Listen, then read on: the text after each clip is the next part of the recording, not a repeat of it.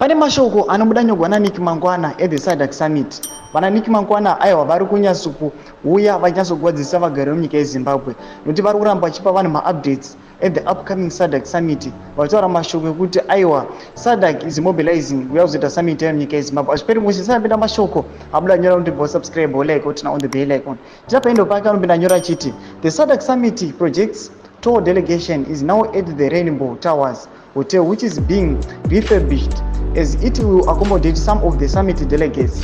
The delegation toured Towers Lounge, recently refurbished elevators, HICC, presidential suites, diplomatic suites.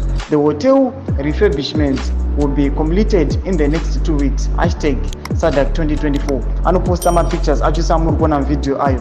Muri yeZimbabwe tinoona kuti this regime aiwa spokesperson tikuona zona vanhu ve publicity vana Nick Mangwana ava vanonyatsokuwadzisa kugara munyika yeZimbabwe. Noda kuti this is very concerning. Noda kuti varamba vachipa vanhu updates at the upcoming SADC summit, but they are not responding kana kureplya vanhu kana vane chekuita nokupture vakaitwa the 78 vekuAvondale including Jameson Timber. Muri yeZimbabwe vanhu vari kubatikana nekuda kwezviitiko izvi zvekuti vanhu vatema massive protest. Pinai comment section medu mutudze mafundo enyu.